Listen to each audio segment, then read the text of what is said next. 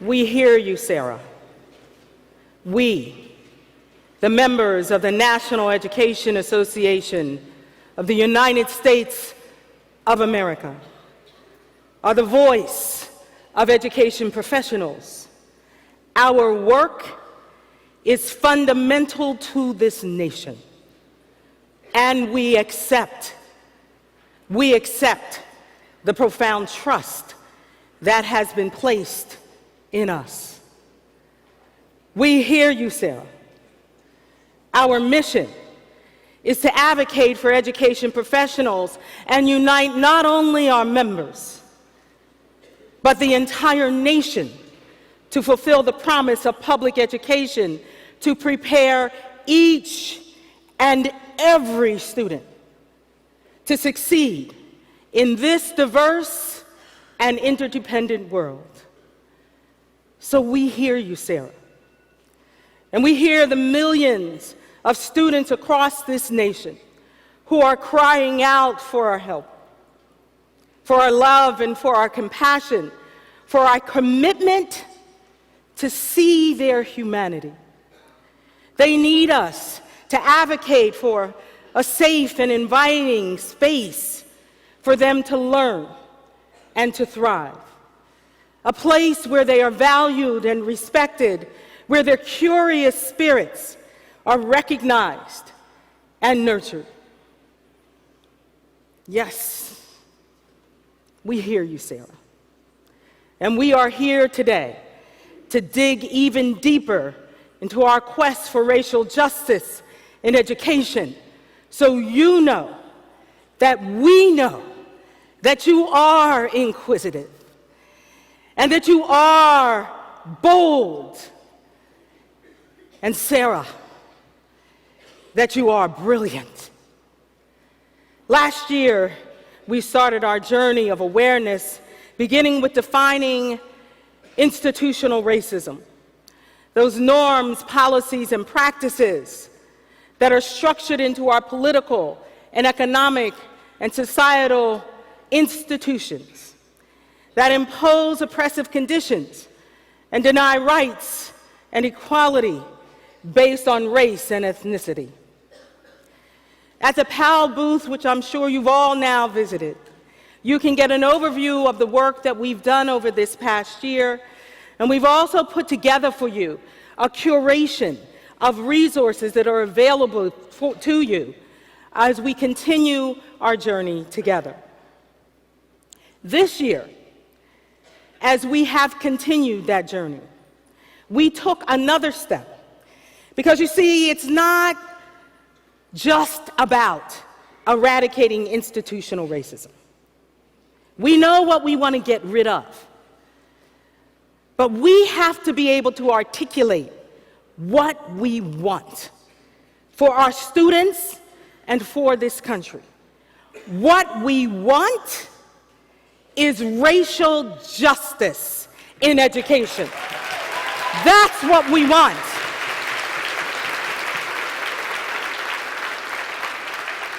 We want that systemic, fair, and equitable treatment of people of all races that results in equitable outcomes and opportunities.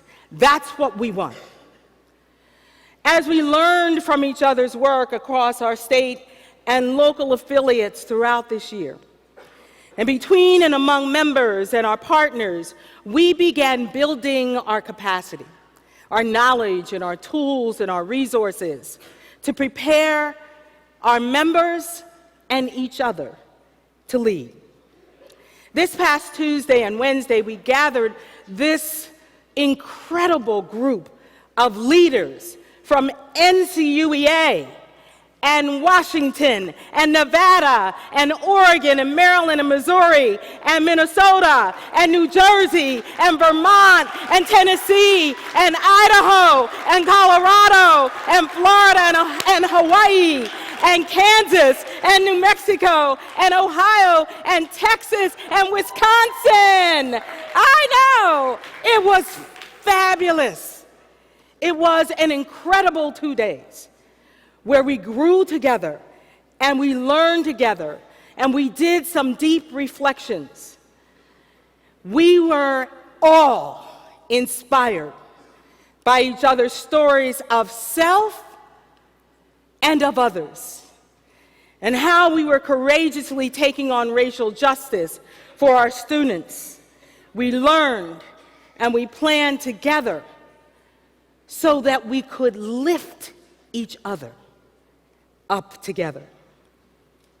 We were building our collective muscle so that we have the strength and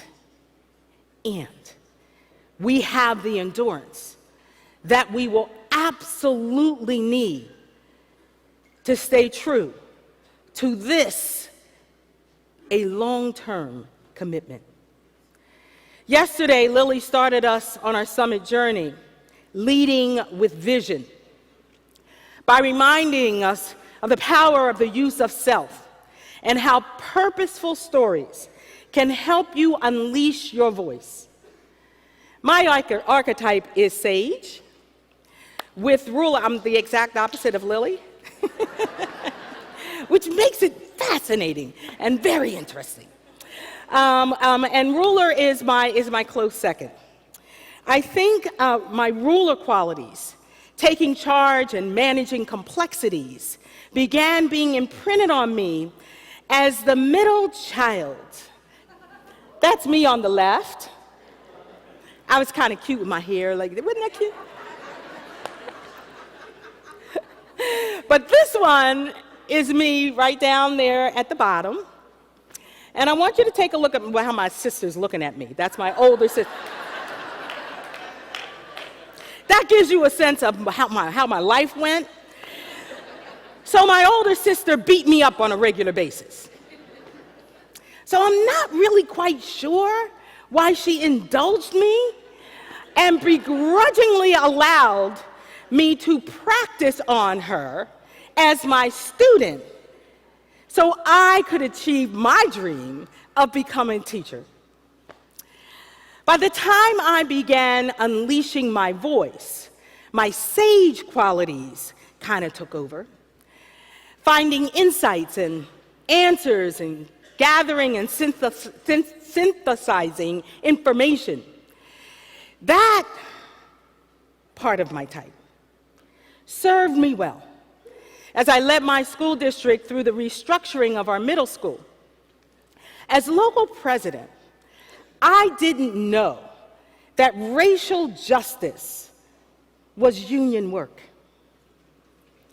But I couldn't, as an educator and as an activist, continue to be silent about the racial inequities that showed up in the outcome of our Black and brown children. So we gathered together educators and administrators and parents who worked collaboratively using self and others to find solutions that allowed our school to form learning teams designed to foster collaboration, to find out how we could mine the assets of our diverse student bodies, communities, and to provide the kind of individualized learning and supports that every one of our students needed to be successful. Leading with purpose on racial justice, we were able to transform our system. That is the focus of our session today. For you to learn or to hone your skills so that you can lead with purpose. Once we kind of lay that foundation for you this morning, we will again seek to ground you in the why. Why is this work so important? Why is it so urgent? Why does it matter? You know why. You'll hear from a group of phenomenal students who will tell you why they need you right now. We, together, need to acquire additional tools and strategies that will help us to think differently about this work and be able to sustain ourselves, because that's important, to sustain ourselves and our energies and our passion. So we're going to begin today with a strategy called polarity thinking that some of you have learned already, and you're already using it in your leadership work. But there probably aren't too many of you who have actually employed this technique in our work around racial justice. Polarity thinking, used in problem solving to bring together divergent opinions, is what South African leaders use to have those difficult conversations about cruelty and humanity, about race and power, redefining power structures to create an expectation of a shared responsibility to heal their country. You'll also learn about how polarity thinking was used in South Carolina to lay the foundation that would help a mourning community heal. What we need is a realization that power without love is reckless and abusive. Love without power is sentimental and anemic. Power at its best is love implementing the demands of justice. And justice at its best is power correcting everything that stands against love. You see, Dr. King understood that polarities that exist in our struggle to create a society that truly reflects justice for all. To help us understand how polarity thinking will widen the lens of how we think and see the whole truth of our realities and our stories and our work is the guru of polarity thinking, Cliff Kayser. Cliff's life's work has focused on leadership development for individuals, for teams, and for organizations, and he uses his passion to help shape how leaders can take on complex social problems like the ones we're facing in our racial justice and education work. So please join me in giving Cliff a big NEA welcome to our summit. Thank you. That was so wonderful. Appreciate it. Power and love has got to be in my top 5 favorite polarities of all of them. So if you are looking for the source, for the root cause of systemic and institutionalized racism, and you start following that path of breadcrumbs, it will eventually put you squarely in an overemphasis on or thinking to the neglect of and thinking by those who are holding power. And when that happens, really bad results occur. Not just unsustainable ones, but lethal and deadly ones for some, and not the ones in power. So, how do we interrupt that process? One way is to differentiate the type of thinking we're using, is to differentiate problems that we can solve and that are solvable, like math problems, 2 + 2 is 4, language problems, etc., things that you teach every day, from these unsolvable tensions that we call polarities that require a different type of thinking because they're and issues, and you can't solve them using problem-solving thinking. You just make it worse by doing so. So, what? Did I do that? I'm here to talk with you today about our polarities. And we use the polarity map when we discover an and thinking tension that defies or thinking as a solution. And you know, it was educators who introduced me to and thinking before this map was even developed by Dr. Barry Johnson. And truly, he's the guru of polarity thinking. I'm standing on his shoulders right now, but thank you for calling me that.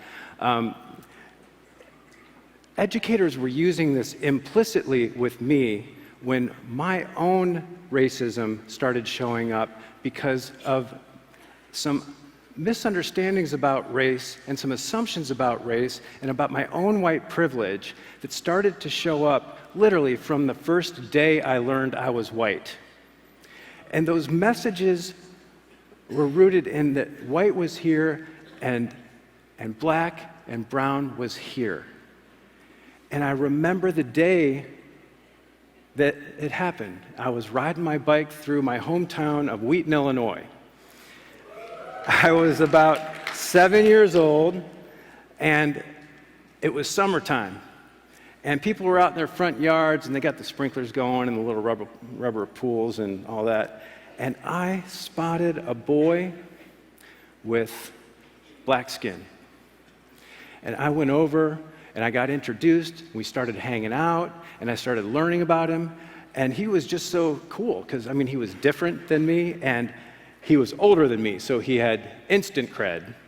And he lived in Chicago, and I didn't even know where that was, I don't think, at that point. And he had this huge scar on his chest that was from an operation to save his life when he was a baby. So I was learning all about Hart. His name was Hart. And I was so excited to go home and tell my friends about my new friend Hart. And that night I'm telling them, and I was saying, can you sleep over, come over? And they're like, well, tell us more about Hart. Well, he's black, he's got a scar, he's from Chicago, and he's really cool. And you can imagine in 1969 or 1970, whatever it was, that, what the conversation was like. And Hart just seemed to get a lot of special attention. And it was clear to me that my parents weren't really sharing the enthusiasm that I was. And I was asking myself, kind of, what's going on? It just seemed a little weird. There was something about this black or white thing.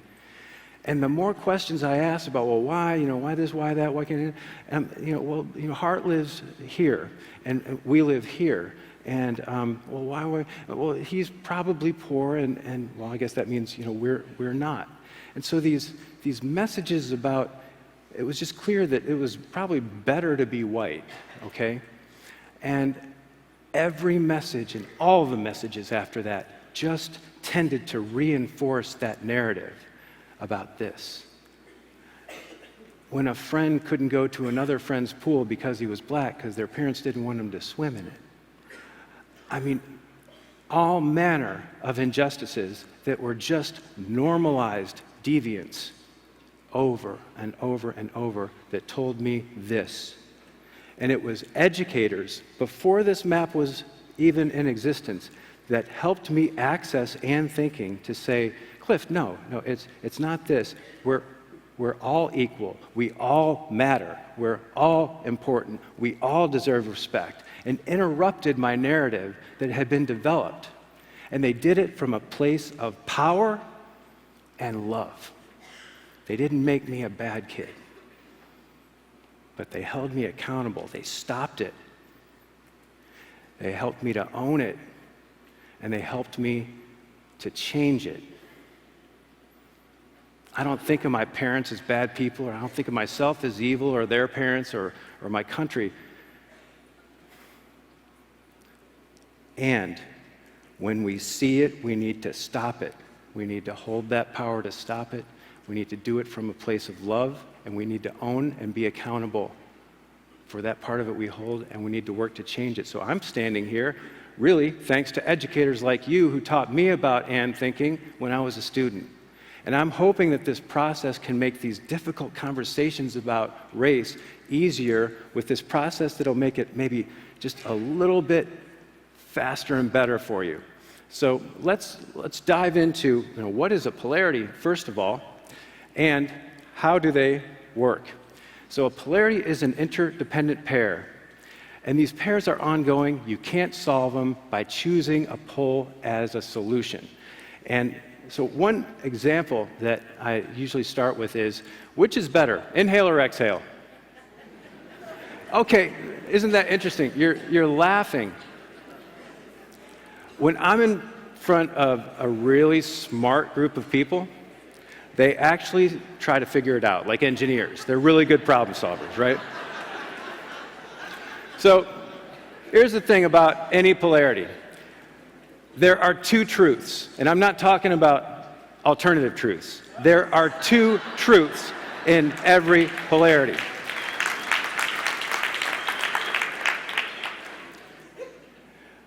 So some of them say exhale is a solution. Some of them say inhale is a solution. They're both right. We need a different type of thinking, a different map, because or thinking alone differentiates these as if they're not connected, and it tries to solve them as if one's better, but it doesn't see the interdependency of and. We need a better map for and thinking issues outside of an or thinking problem solving approach. So we're going to do this together right now. I want everybody on the count of 3, take a deep breath and hold it. Ready? You just got oxygen. That feels really good, right? Well, the longer I keep running my mouth, the less good it feels, right? So let it out. All right. So that felt pretty good. Why? Because you just got rid of carbon dioxide. All right, so you're in good shape there, but if you stopped there, you know and I know that something else is going to happen. And you're going to not have enough oxygen, and you're going to have to be going back to get oxygen again sometime soon. In this tension, you've got 2 problems and 2 solutions, and they're ongoing, and every single one of us is in it right now. There's nowhere we can go to get out of it. We're in it. And we've been in it since we took our first breath. We'll be in it until we take our last breath, which is hopefully no time soon. But we're in it.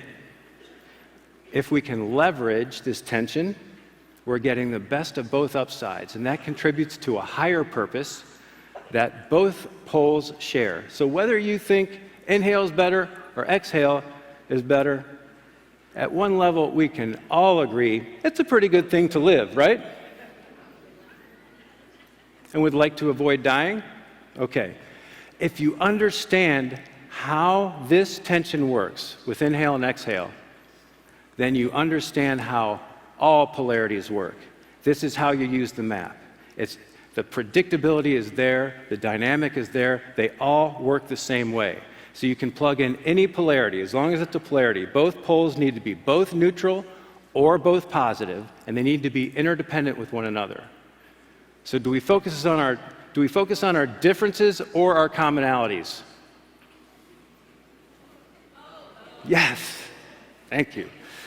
All right, so let's walk through self and other just for practice.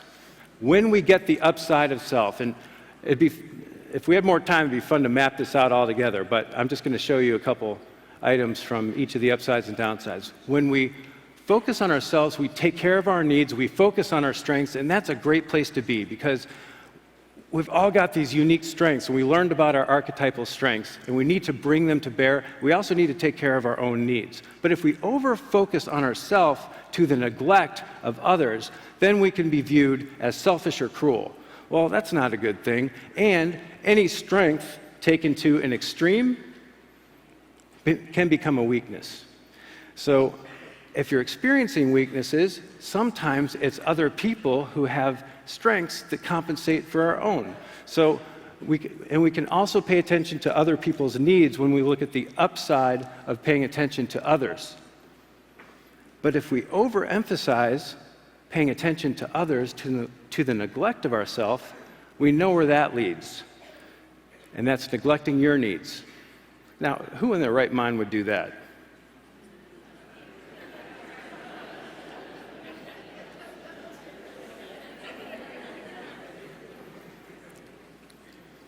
I got a hunch they're sitting in front of me.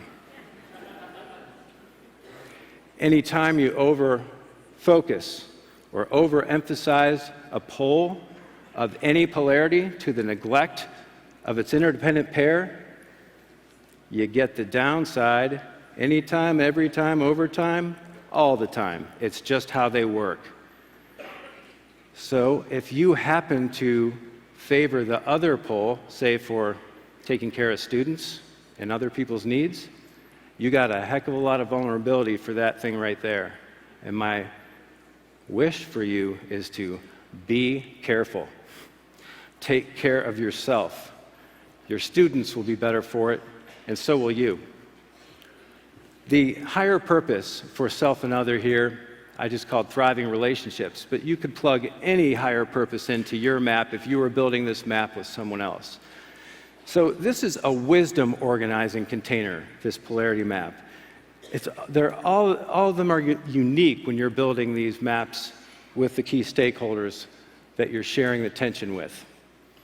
Now, if you're here, which is where I was in study hall when I was about 11 or 12, telling off-color jokes with my friends, otherwise known as racist jokes, by the way, it was an educator who came over and sat down with us, pulled up a chair, smiling. We thought she was going to join in the fun. She sat down, she said, "Guys, I've been listening to your jokes, and I don't find them funny." Power. She stopped it. And I'm wondering why you think it's funny. Love. Ownership. Own the behavior. Okay, so you say you didn't mean it. Power. What do you mean by that? Love. After that difficult conversation she had with us, she said, "So when you hear someone telling that joke next time, what are you going to do?" Change it. Change it. Stop it. Own it. Change it. That's what educators did for me. That's why I'm here. I would not be talking to you about this if that were not the case. So, thank you. Thank you.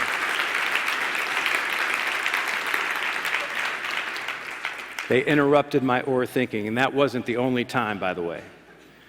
I had educators stopping the whole class, not just because of me, but to talk about leaders who stood up for racial justice, put their lives on the line, and in some cases lost their lives. They did it the same way. They held their power, they did it with love, and they changed it. So, the goal with all polarities is leverage, and this is better than balance. Balance is like a C average. It's a little of this, little of that. What we're shooting for is this loop that you see on your map that is predominantly in the upside of both quadrants and minimizes the downsides. We call this leverage. It works the same way at the system level. And my friend Margaret Seidler and Police Chief Greg Mullen met at a community dinner where Margaret was hosting the community to talk about polarities, and she introduced them the same way I just did for you. And they were talking about their tensions that they could look at outside of just an either-or lens. And Chief Mullen was the new police chief, and he showed up there that night to meet people. It was 2010. He and Margaret got together, and they started looking at the tensions between the community and police in different ways.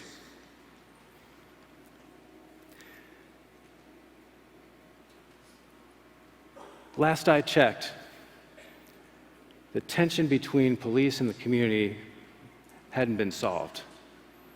It was there 100 years ago. It'll be there 100 years from now.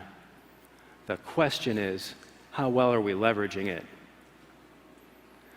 So they engaged a different kind of conversation outside of just an or lens alone and said, how can we enforce the law fairly, and how can we respect citizen rights?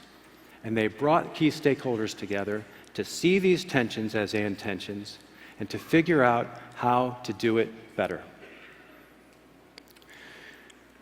with the backdrop of the stories we all know in cities across the nation, Charleston had its own tragedy. And I'm going to let Chief Mullen tell you the story from here. On June the 17th of 2015, the city of Charleston experienced one of the most horrific events that it has ever experienced when an individual went into a historical black church in downtown Charleston and killed 9 of those individuals. His goal was to create a race war.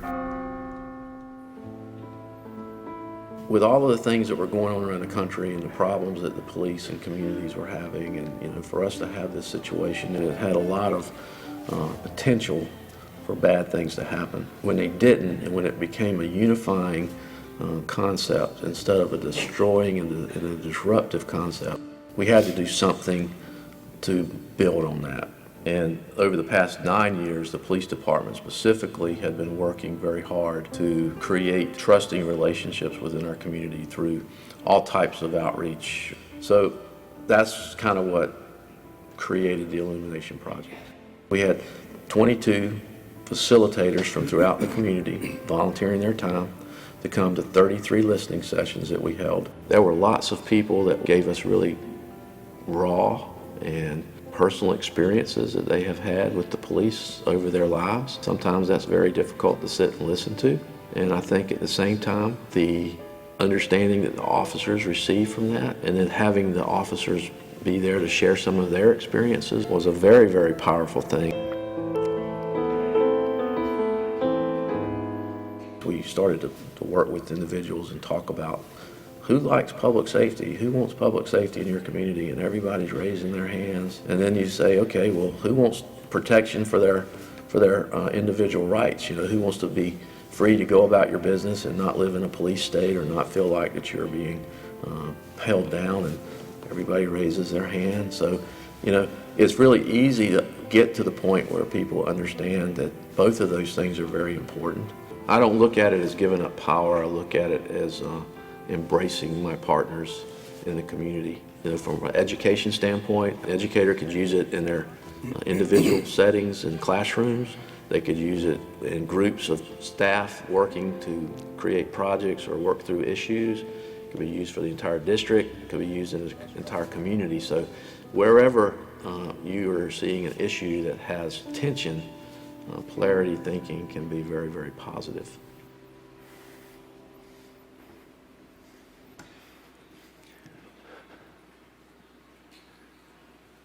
First step is to see it. The seeing is enhanced by mapping. Then you have to figure out where are we on these things? How are we doing? And then we learn from that in the process. We learn about each other. We see ourselves and others more completely. We hear each other's stories. When we're done learning, it's time to get to work with leveraging. And one of the outcomes of this project was they identified 2,200 ideas for actions police and citizens could take to improve the relationship and build trust. And that trust building isn't easy, especially when you've got history playing into it, and it takes a long time to rebuild. And they're on their way, and it's not going away. The work is never done. But trying to empower with actions both upsides and minimize the downsides by looking at what are the early warnings that tell us when we're starting to get into these downsides before they happen. They're working to leverage this tension and to do it differently. I want to introduce you to the part-whole polarity, and we're all in this one as well, in the systems that we're a part. When we get the benefits of the part, just think about your part. We get freedom and uniqueness and initiative. But if we over-focus on our part to the neglect of the whole, it can lead to inequality and poor coordination and internal competition, which isn't helpful. So we look at the benefits of focusing on the whole, which is equality and connectedness and synergy. But if we overemphasize the whole to the neglect of the parts, we lose freedom, we lose control, and there can be a loss of initiative. We're all in this tension, and when we leverage this tension, there's a thriving NEA at the end of the story. When we look at this as a system, We're all in it in the mission and vision to help students and educators. And if we're doing a really good job of that, the assumption is that we've got a lot of successful students and educators, which means we got better schools. If we got better schools, then we got better locals. We got better locals, we got better states. We got better states, we got a better national. And so this is where all of us are part of the part and whole energy chain. We're all parts and we're all wholes at some level, and we're all in it to win it, right?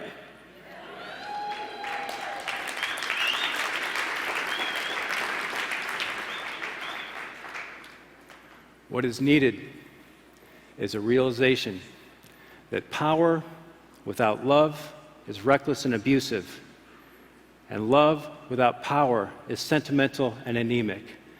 Power at its best is love implementing the demands of justice, and justice at its best is power correcting everything that stands against love. May God bless you with discomfort at easy answers, half-truths, and superficial relationships so that you can live deep within your heart. May God bless you with anger at injustice, oppression, and exploitation of people so that you can work for justice and freedom and peace. And may God bless you with tears to shed for those who suffer from pain, rejection, starvation, and war so that you can reach out your hand and comfort them and turn their pain into joy. And may God bless you with enough foolishness to believe that you can make a difference in this world so that you can do what others claim cannot be done. Go high.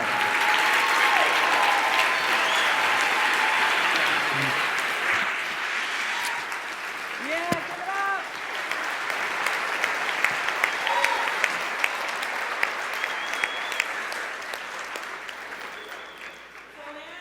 Thank you, want us Cliff. to line Thank up? you. We will go high.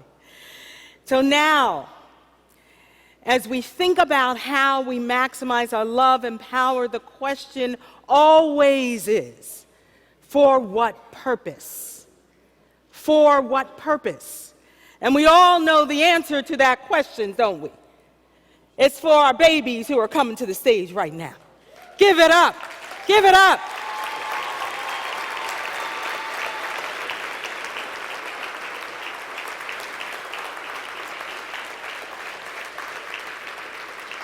I have Beth Applegate joining me to help facilitate our conversation with our students, who are pretty amazing.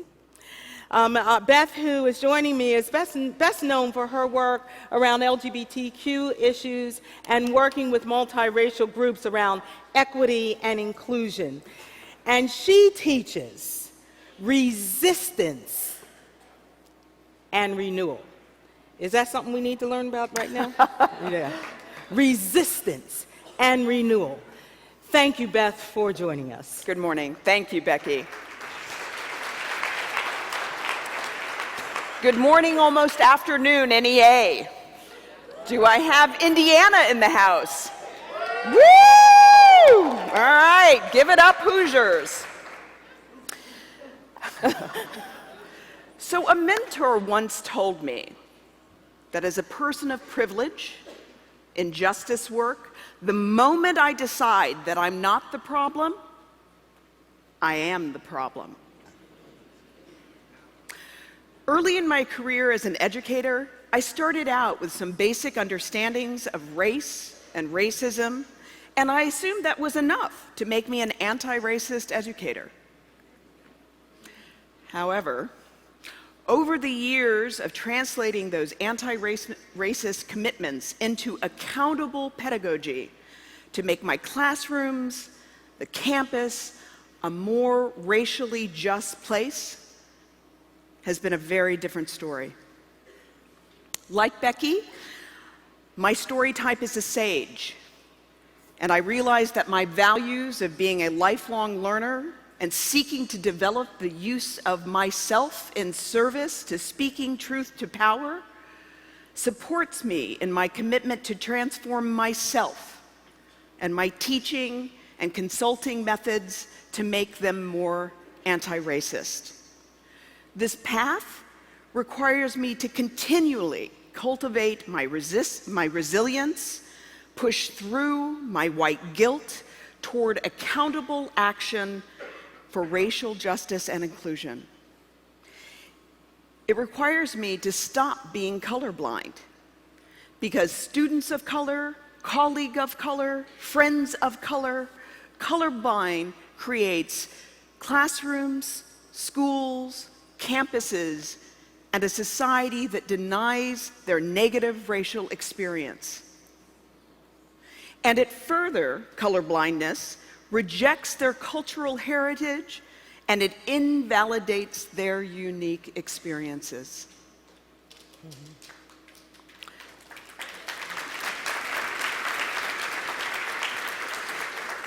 So let me be clear, it is a lifelong journey. I must continually interrogate my own whiteness and what it means to be a white educator. When education is only framed through a focus on people of color, we make whiteness invisible and how the power central to whiteness plays out in our classrooms. One of the myriad reasons that white students succeed in white systems of education is because our ways of thinking, teaching, learning as white people are recognized as official language, as official knowledge. Our histories and ways of thinking and knowing are reflected, valued, and legitimized in every aspect of education. But this is far from the truth for people of color. In Race, Whiteness, and Education, Zeus Leonardo is careful to point out that whiteness is a discourse of power, but white people are not whiteness. We have a relationship to whiteness, and by extension, systems of power. Thus, we have a choice. It is my responsibility to transform my relationship to whiteness and educate in a way that is anti-racist. To ask myself, what is my relationship to power in our society, in my classroom, and how is this relationship different than people of color? It is my responsibility to live in ways that do not support the racial oppression of whiteness. I have to ask myself, and I have to use myself to cultivate ways of being white that are aligned with racial justice in the classroom and in our society. It is my responsibility as an educator to ask myself, do I have a solid understanding of my own biases, and how may they be showing up in my classroom? And probably an even better question for myself is, when are they showing up? Because they are. Paraphrasing from the words of bell hooks, we, educators and students, must help each other mutually understand the reality that we seek to transform. Only through such a praxis in which those who help and those who are being helped support one another simultaneously can the act of helping become free from distortion in which the helper dominates the help. To assist us in this transformation of what it might take and make our classroom and our campus more racially just places, we have an amazing panel of students, leaders, who range from middle school to high school to college. And I am confident, as I've been speaking with them over the last month, and we had dinner together last night to prep for tonight, that these stories are going to transform you as much as they have transformed me. So let's give a round of applause to our student leaders.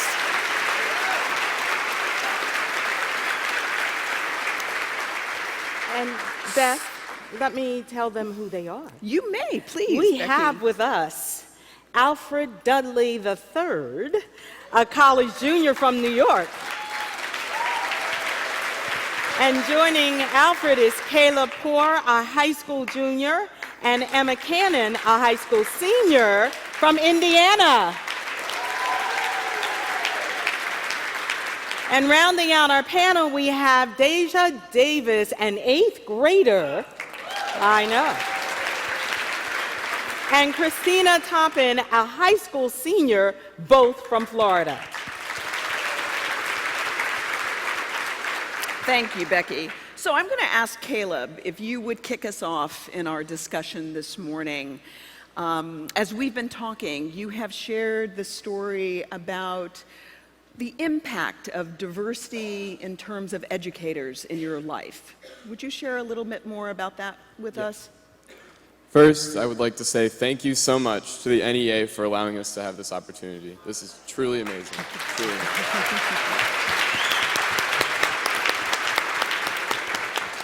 I'm a junior in high school, and I've never had a teacher that looks like me. In my hallways, I see diversity. I see hundreds of kids that look like me. But not in my AP classes, and not in my teachers. It's crucial for students to be able to look up to their teachers and see themselves in that position.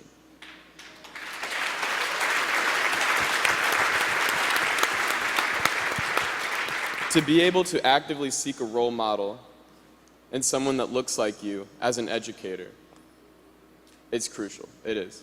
And when we don't have that, what we have is students that think the only way that they're going to make it is if they're a D1 athlete or a rapper. Racial justice, diversity, and inclusion, it must be enforced in every avenue of our school systems, from the teachers, the students, everyone. Thank you. Beautiful job.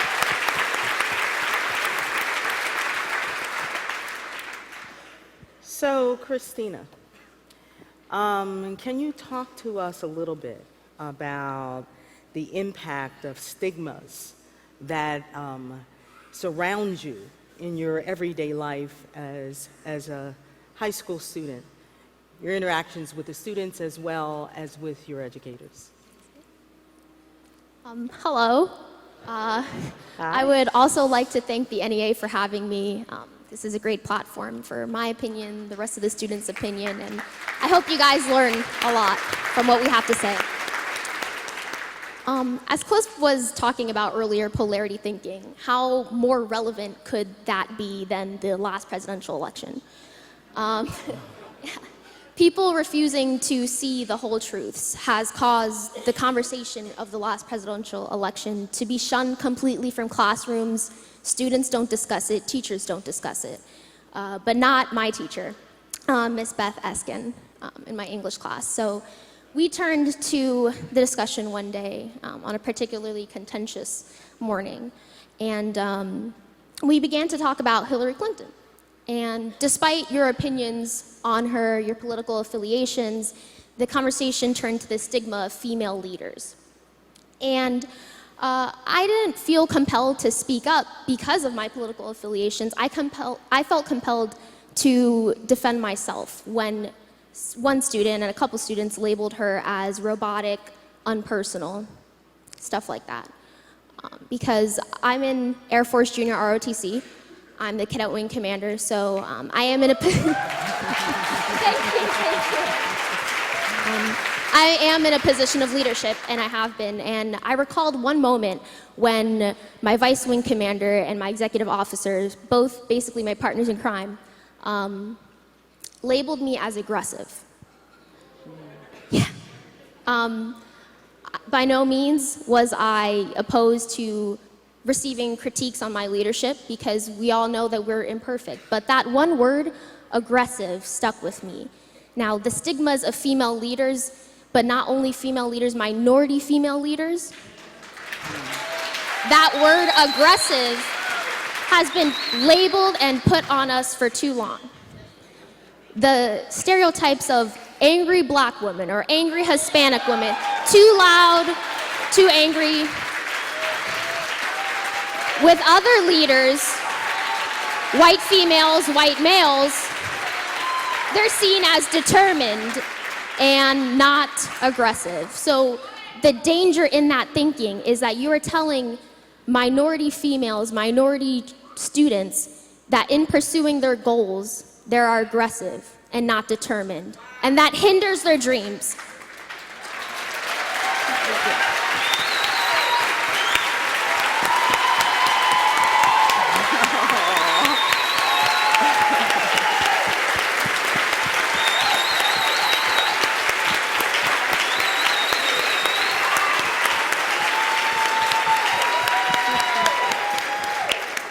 Ooh, yeah, talk about speaking truth to power. Cristina. So Daija, you're just in 8th grade. You know why? That's what I taught, 8th grade science. Oh, wow. Yeah. Yeah, that explains a few things about me, right? Middle school teacher. So you're so young. Talk to us a little bit about how racial justice or injustice has impacted your young life so far. Hello. Okay, Give her some love. Give her some love.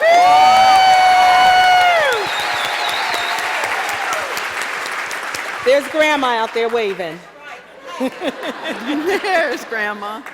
Okay, so I'm not gonna lie, I'm like really nervous. I've never done this before. So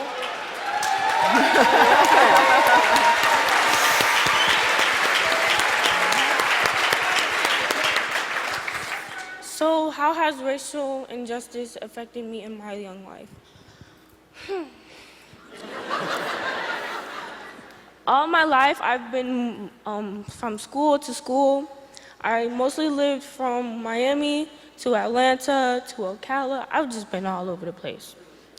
So in my school in Atlanta, it was like a mostly black school. So like it was just like, oh hey, like we're friends. Like we all look the same. So you're in that bubble. You don't really know different things. But when I went from that school to a school in Ocala where it was just mostly white kids, I felt out of place and I was bullied, actually. It talked about how I look, the color of my skin, how my hair looks, why do I have hair in my hair? I was just like, but if a white student were to walk into my black school, they would get judged as well.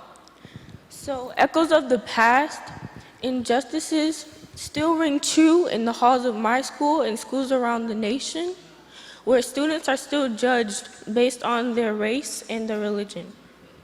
So that's how racial injustice have affected me in my young life. Thank you.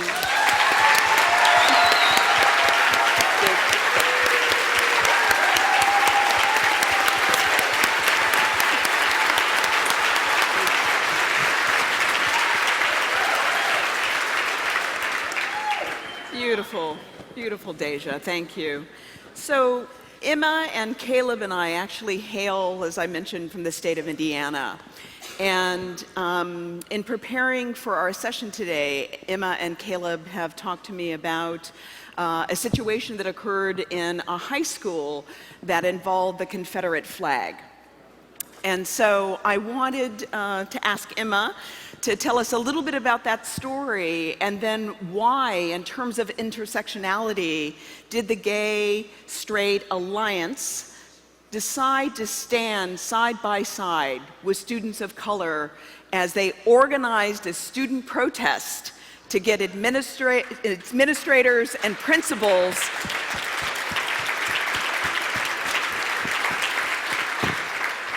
to listen to their concerns. So Emma? Hi, everybody. Hi, Emma. So as a couple of my peers have said, I'm also very grateful for this opportunity to speak to you all today.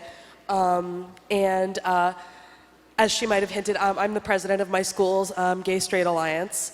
And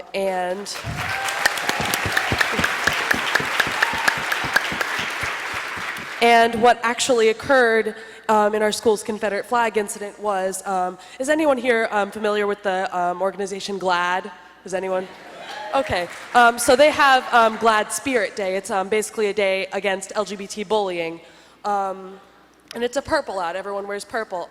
So we decided to do a school-wide celebration for LGBT Spirit Day, in which a bunch of students came to school wearing purple. And there was one student, who came to school wearing a rainbow flag as a cape.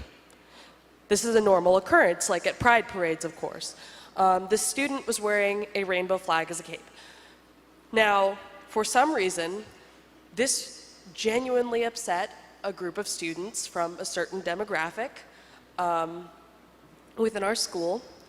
And in the following week, every single day, there was, I think it started out with one student who came to school wearing a Confederate flag as a cape and loudly declared his intent to be anti-gay, which the two symbols don't actually have much relation at all, but he decided to transform that symbol to be anti-minority overall, to not only be anti-racial minority, but also to be anti-sexual minority, gender minority, etc.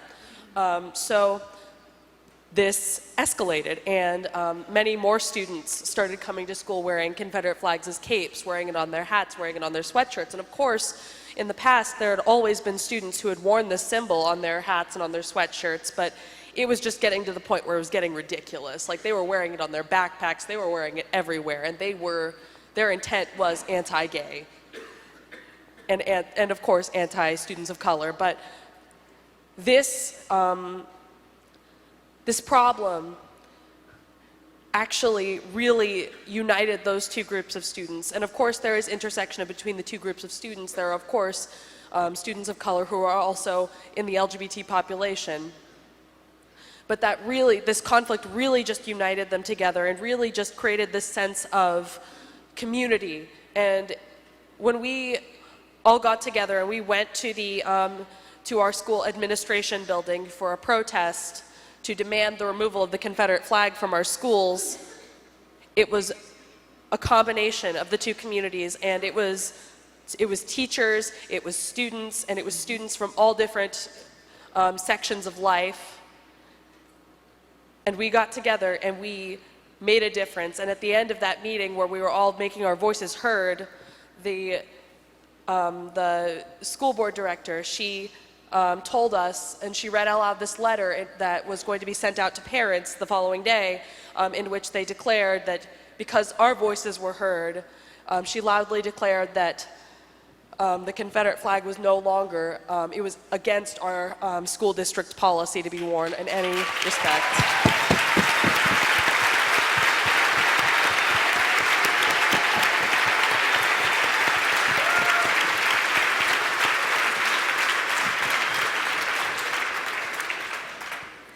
So, Caleb, you're the old man in the group, right? Alfred. Alfred. I'm sorry, Caleb. It's a perfect example of what I'm going to talk about, though.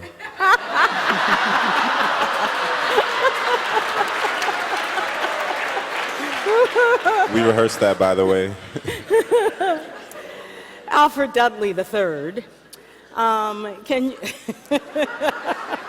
Can you please talk to us a little bit about your experience, not only at the level that these students are at right now, but as you went on to higher education? Can you tell us a little bit about your experiences? Okay. I'm going to stand up like everyone else. Hello, everyone.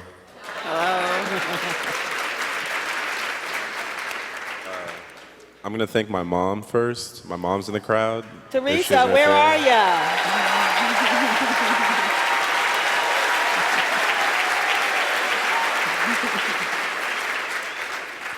I love my mom. She's been my first educator and has never stopped being my educator.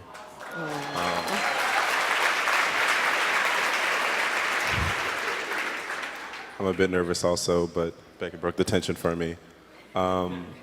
So I'm from Prince George's County, Maryland. There they are. I'm from an environment where mostly everyone else looks very similar to me, or, well, yeah. And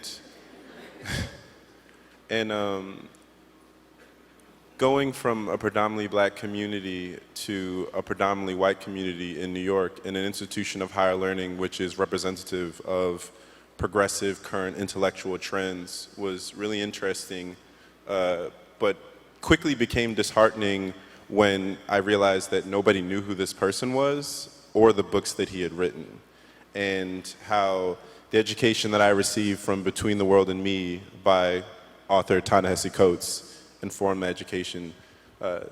Reading that book was really important to me. It changed my life because it actively detailed my own life. Like, he actually spoke about Prince George's County, Maryland. It even said PG, because it's called PG to the locals in the book. You know what I mean? So if you think about like that level of like, I don't know, I like to think of the words diversity and inclusion as ideals, right? Because to act upon them makes them real, and then they are no longer things we're talking about because they're actively implemented into the classroom space, right? But the problem with usually predominantly white institutions, people don't usually have a relationship with this person, nor his literature, or his body, or people with bodies like him. So usually via media, people only have one access point into the Black American diaspora, usually through rap, hip hop, social media, etc., right?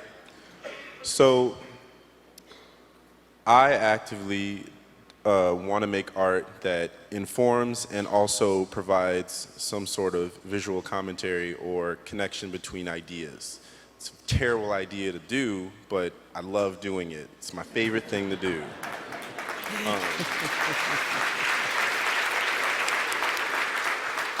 So the piece that we're looking at right now was in an exhibition, the end of the year show at the Cooper Union, and it's, as you see, well, there's a picture of me. This is a picture of me in front of it. This isn't the piece. Like, the piece is behind me. I just want to make sure that's clear because, you know, performance art is very real, but this is not about that. So let's talk very quickly about art and how art is viewed. So usually, like, let's imagine a flower, right? Like, everyone imagine a fictional flower in their heads. If a white student paints this flower, we're going to talk about its formal and pictorial elements. We're going to talk about how it's painted. We're going to talk about the way it was painted. We're going to talk about the flower. We're going to talk about the image, right? Because we're focusing on the image.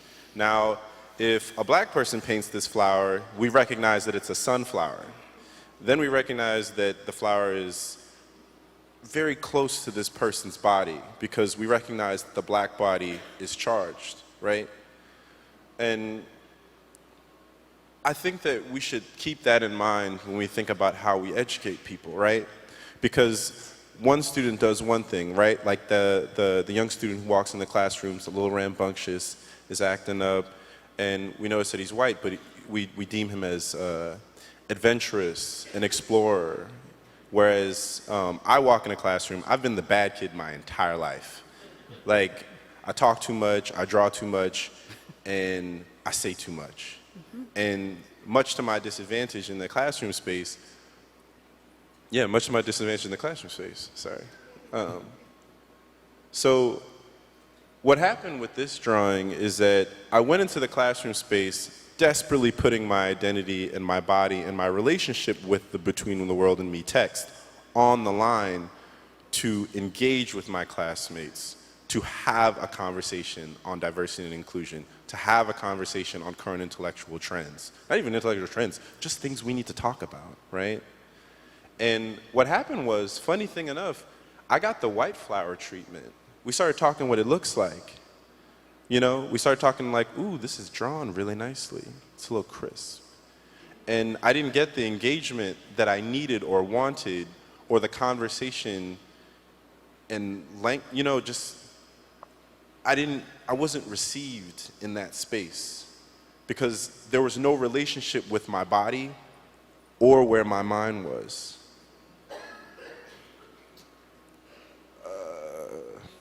I think I'm done.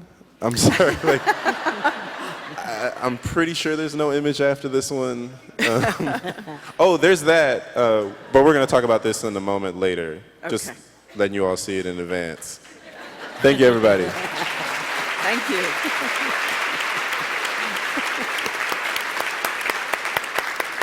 Thank you, Alfred. So one of the things you just brought to the fore is this idea about how we stereotype different students based on race.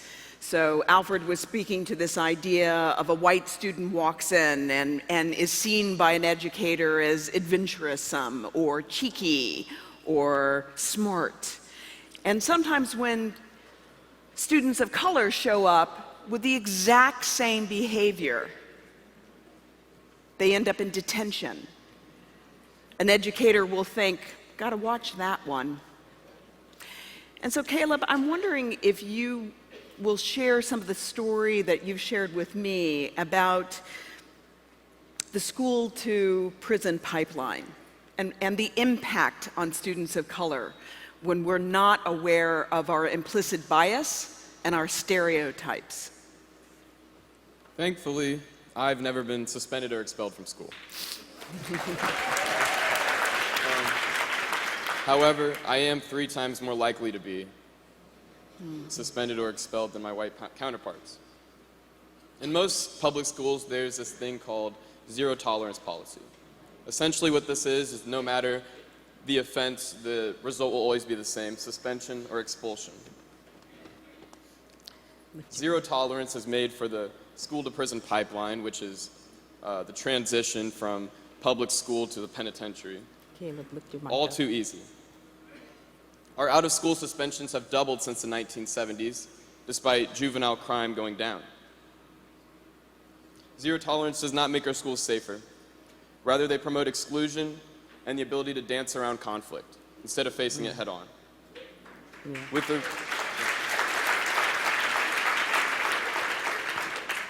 With the recent school shootings, schools have increased the police presence exponentially. As a result, schools are outsourcing discipline to these police officers. So what would once have ended me up in the principal's office now ends me up handcuffed in the back of a squad car for being disruptive. So what can we do? I challenge you to find annual disciplinary results from your district and see, are your students of color being targeted? The US has the highest incarceration rate of any country. How are we going to break that cycle if we're not even giving our kids a fighting chance?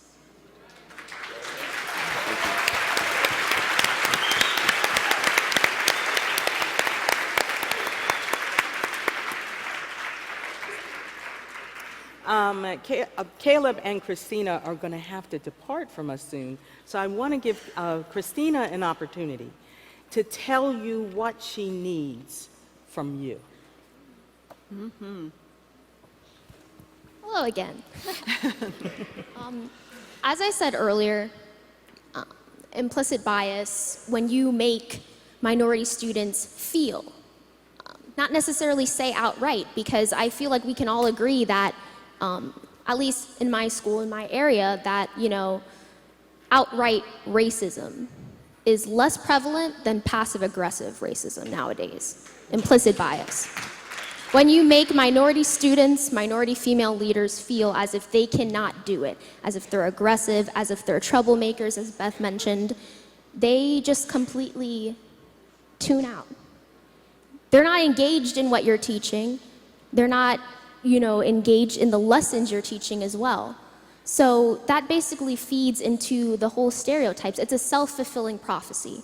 When you make them tune out, that feeds into the stereotypes that Black and Hispanic students are lazy, they will go nowhere, and that later on, that's why they're not in a lot of them are in higher institutions. Because it starts early. It starts in elementary school, in middle school, throughout their lives when they're told they can't do it. So just basically my message is, go back to your states, wherever you come from, if you're 30 minutes away, if you're from Florida, and just recognize the power that you hold in a student's life. You're not only teaching times tables, you're not only teaching vocabulary words, you are inspiring your students. You are professional inspirers.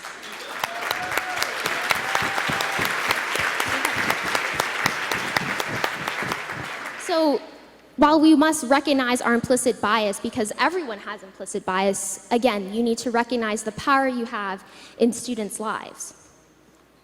So, yeah, thank you.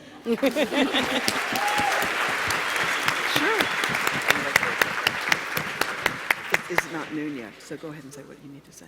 I just wanted to say, before we leave, is that when you return to your community, do not settle. Rather, strive to be the best. Be the educator that is revered as the change seeker, the passion bearer, and the future holder. Thank you.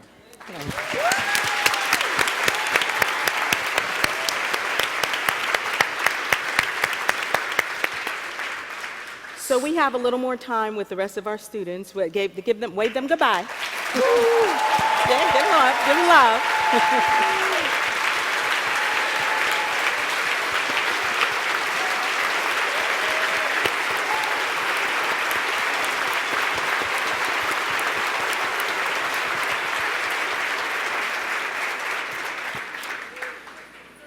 So I want to follow up on the question that Becky asked of Caleb and Cristina to the rest of our panel. You know, as educators leave this summit and go back into the school systems, into the classroom, what homework assignment would you give them to take accountable action for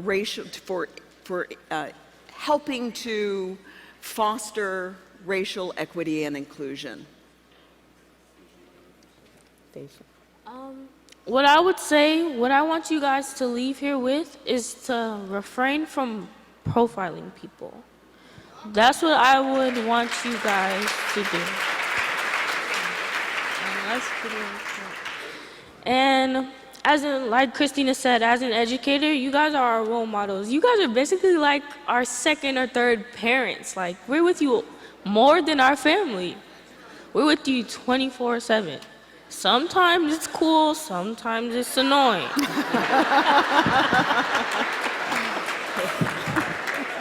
But that's pretty much the message that I want to give out, what I want to say.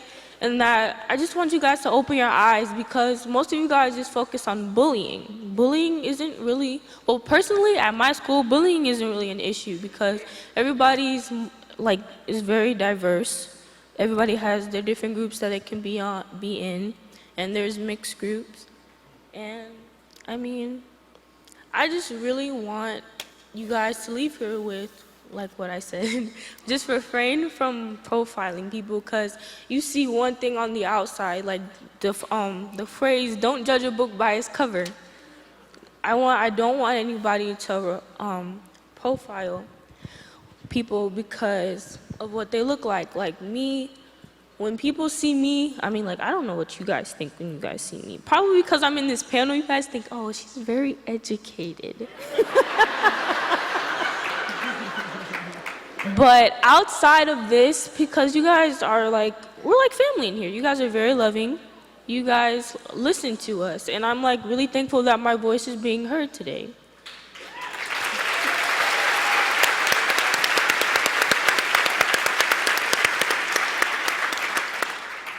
But being an African American female, where I come from, most people like racially profile me and be like, oh, she's ghetto, she's this, she's that. When actually, I worked really hard to get out from where I'm from, because I'm from Broward County. I don't know if you guys know where that is, but Broward is not the best. It's not rainbows and cupcakes and sunshine. Broward is a tough place, and I've always told my mom that I want to leave here. I want to be something when I'm older. So this right here is an opportunity for me to do that.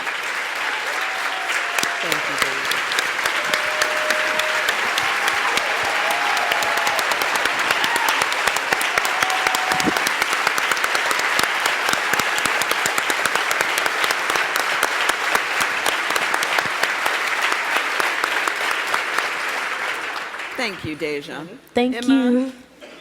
Thank you. So the thing that I want all of you to take away from, at least from my perspective, what I want all of you to take away from this is acknowledge your biases. It's important to not pretend that they're not there, even if you're embarrassed of them. Because, you know, we're all embarrassed of them. We all know that we have these implicit biases. We know that we have them. But a lot of the time, we like to push them away, and we like to pretend that they're not there. But they are there, and we need to work to acknowledge them within ourselves, maybe not talk about them outwardly, but acknowledge them so that you can actively work to cancel them out with your actions. And you can actively think, I'm not going to look at that person and think this. I am going to look at this person for who they actually are and what they're actually giving me. And I'm going to look at this situation for what it actually is and take my implicit bias out of the equation. Thank you. Thank you, Amy. And Alfred, what would you like to be the assignment for educators? Can I get the, is my mic on? Yeah, it's on. Oh, It's on. is it on? Yes, All right. it is. Can I get the, oh, cool, they put it up. All right. Hey, everybody. Hey, again. It's me again. Yeah, so let's talk about this piece real quick. So I made this for my typography class last semester. It's a USA postcard. We've got Trump at the top, fascist leader in the middle, and it's kind of hard to see, but there's an image from, yeah, the Civil Rights Movement. Yeah, you got it. She knows. Yeah, so there's a strong parallel between now and the past, either in terms of treatment or the way that we are thinking. And today we've talked about various ways in which you gaze at people. Gaze, G-A-Z-E. That was a really big issue yesterday. But I think it's important for us to recognize that none of the things that we are witnessing and experiencing are new. However, what will be new will be your input now based on the information you received today from us. Like,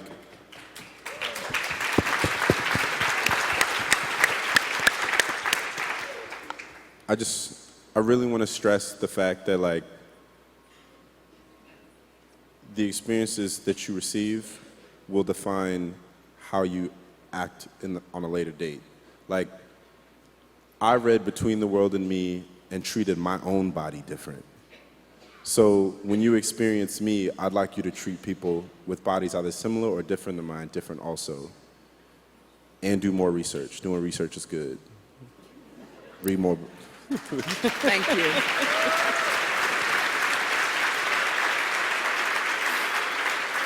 So, Beth, a final word. Thank you. Were you not transformed by these stories?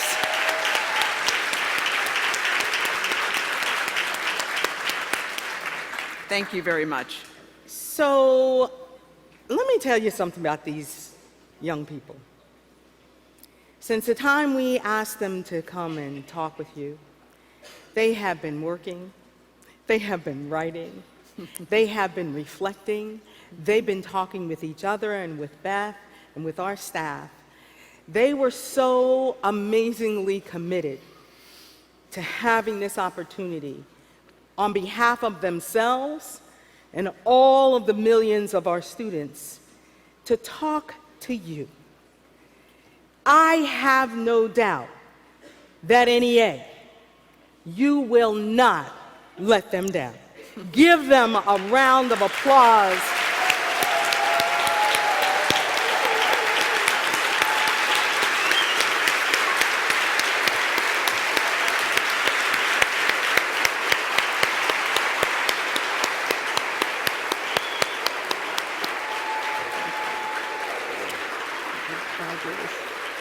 You did amazing.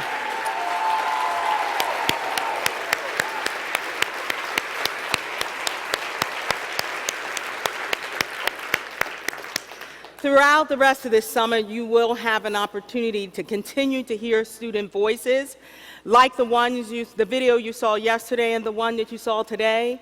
We went out across the country and we talked with students and poets that agreed to do poetry about racial justice for us. You can go on edjustice.org and you can find all of their videos. We encourage you to watch them and we encourage you to use them. Now, ladies and gentlemen, to close out our session for today, we have a wonderful, wonderful partner who will be joining us From Eros, the Alliance to Reclaim Our School. Keron Blair is the executive director of Eros, and he is passionate about organizing communities to support access and opportunities for every single one of our students. His personal journey led him to dedicating his life to being that champion for quality education that will create positive outcomes for all of our babies. Please welcome to the stage Keron Blair to close us out. Get him.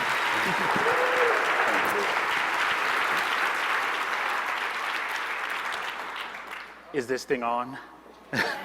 Okay. Is it good morning or good afternoon?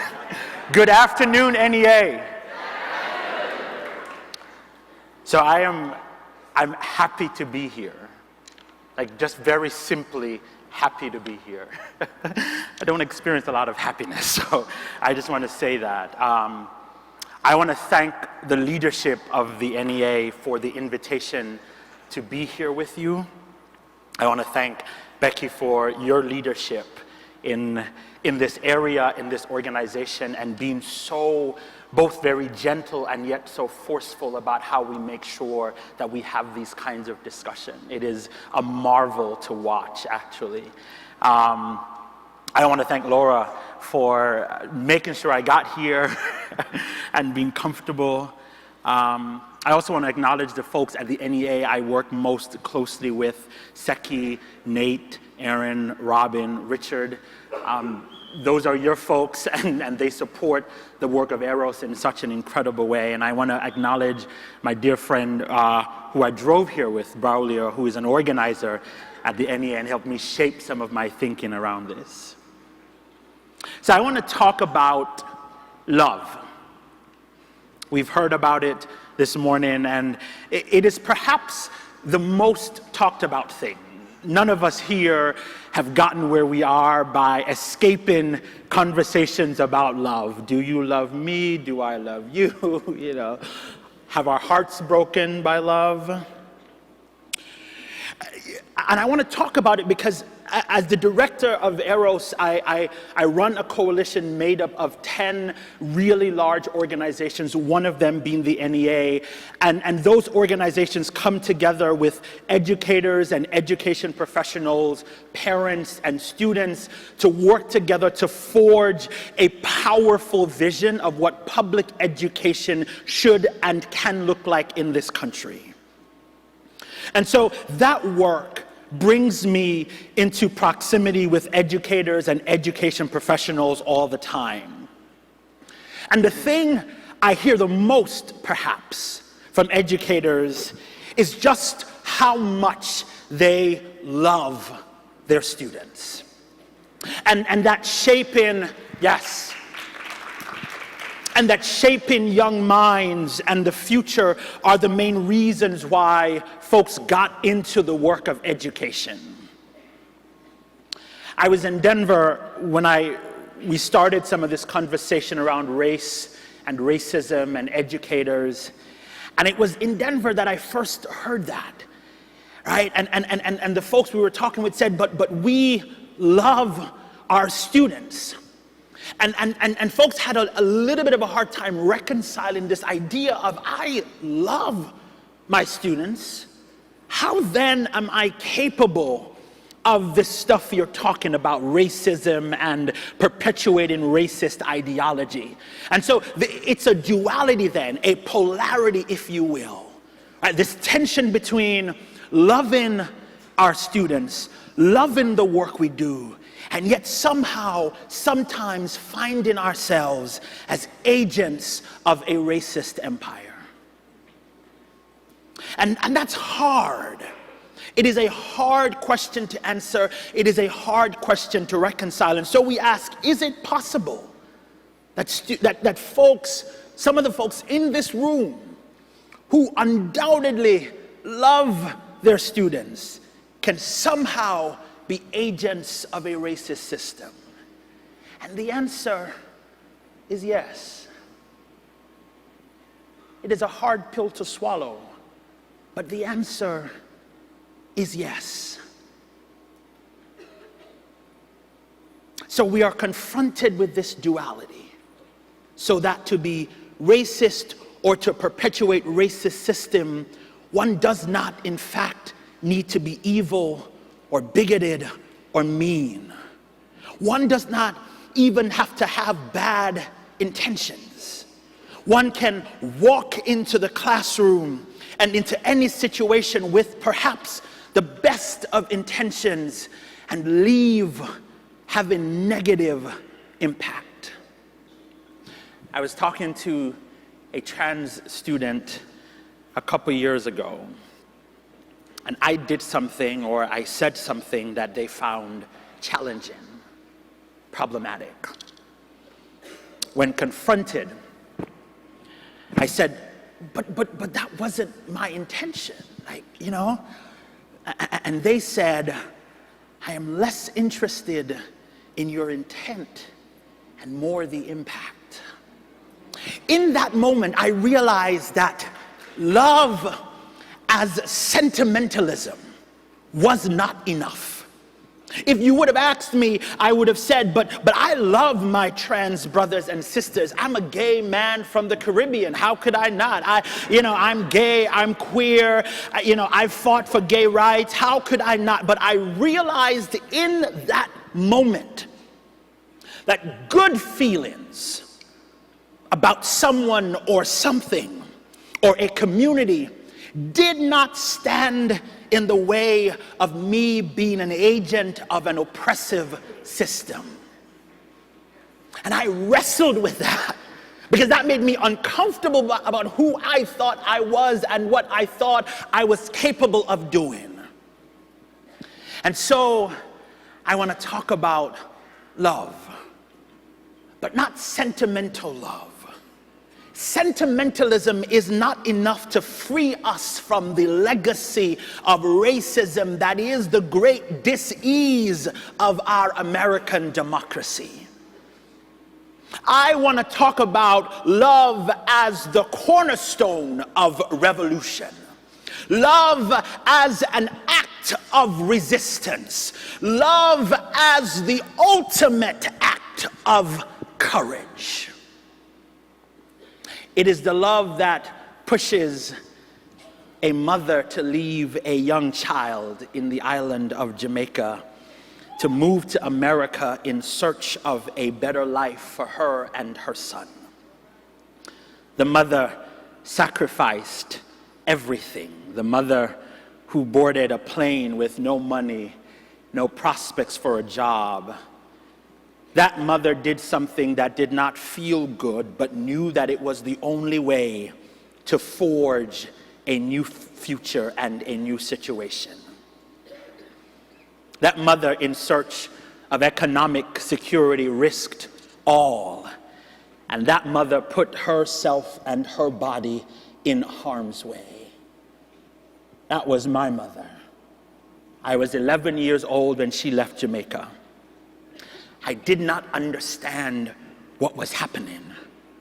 But over the years, I have come to understand that it was my mother's love for her family and her child that compelled her to leave, compelled her to put herself in a lot of uncomfortable situations in order to forge a new reality.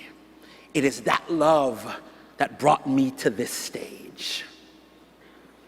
If we are going to combat race and racism, Becky, then that is the kind of love that we need.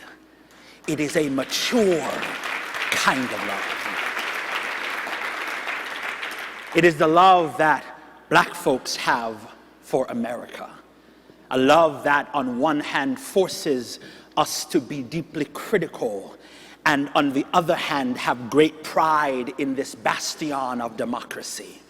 We are critical of America and we fight at the same time because we know what America has never been but has the potential to be. It is the love that agree or not, that pushes folks into the armed services. Love as the expression of ultimate sacrifice. The love we need is the kind of love that our young people talked about. The love that women have for this country that pushes the conversation around gender rights. It is the love that those who fought in the civil rights movement had for this country and what she could be. It is radical love. It is love that puts itself in harm's way. Love that knows that there comes a point when we, those of us in this room, must put our very bodies on the line for what we believe in order to secure the promise of a free society.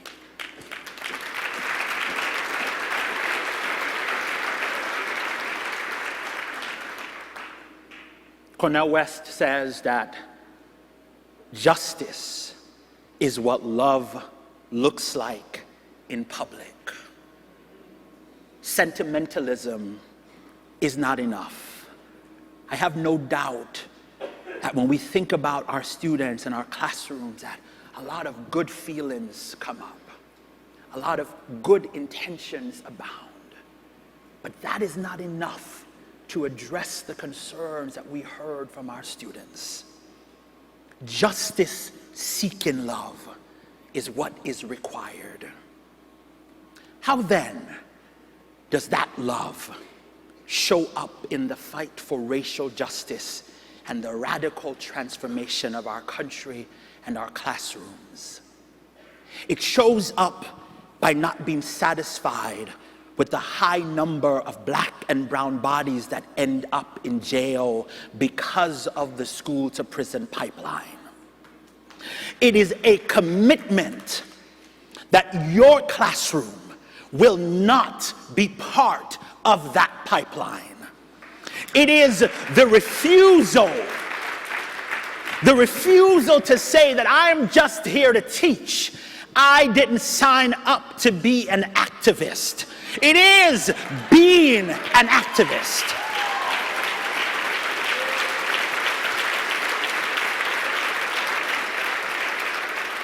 It is using your social media to condemn racist practices even when they have become normalized. It is pushing your locals to expand the terms of bargaining and to bargain for the common good and in the interest of a broader community. It is always asking, how does this policy impact black and brown children? It is asking and fighting for, where are the teachers of color and how do we recruit more of them and support them in the journey to becoming education professionals? It is the willingness to have hard public dialogues and conversations with your colleagues that ostracizes you from the lunchroom. It is standing up or standing down when young people in cities across this country say enough is enough and they decide to walk out because it's up.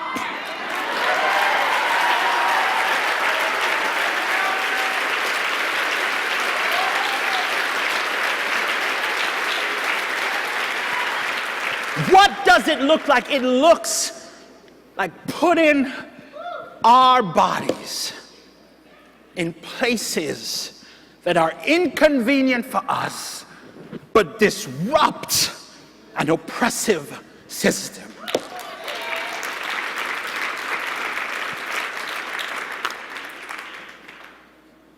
Becky, there are almost 3 million educators and education professionals in the NEA.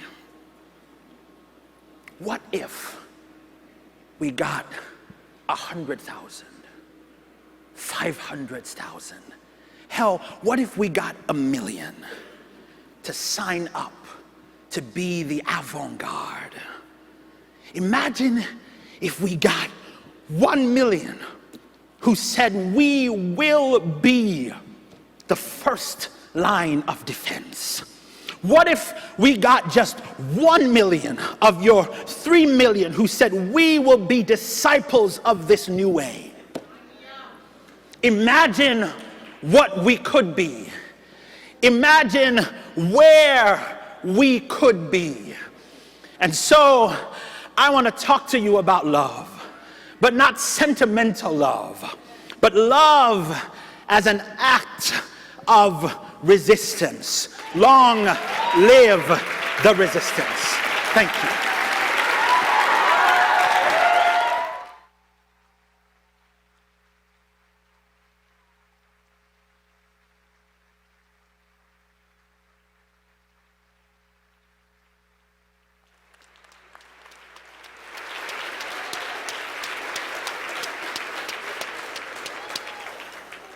Oh my. Thank you, Keron. We love you. We love you. Thank you for challenging us to remember the deep love that our bus drivers and our teachers and our counselors and our secretaries and our faculty and our paraprofessionals, all, and our students and our retired members, all of the family of the NEA. Thank you for reminding us how we must reimagine how we seek justice and how we use our love as that force of resistance. Are we going to do that, NEA?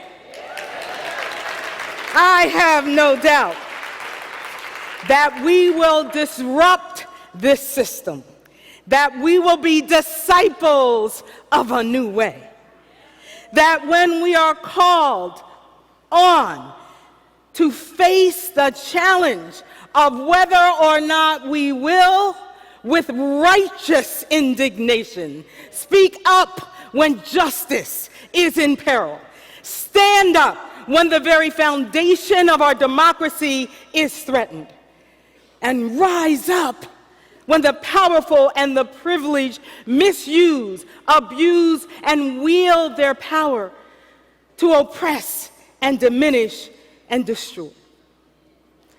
Now more than ever, our students need us. They need you. They need me to stand up with our collective voices and our collective doing. We must be prepared to stand in those gaps when inequitable resources diminish their opportunities, when their families are torn apart, when bullies challenge their ability to learn, when their basic human and civil rights are threatened. I need you not to be shy about your fierceness. I need you to own your power. I need you to own it. Bishop Desmond Tutu warned us that freedom and liberty lose out by default because good people are not vigilant. Keron, we will be brave, and we will be resilient, and we will be unapologetic, and we will be relentless.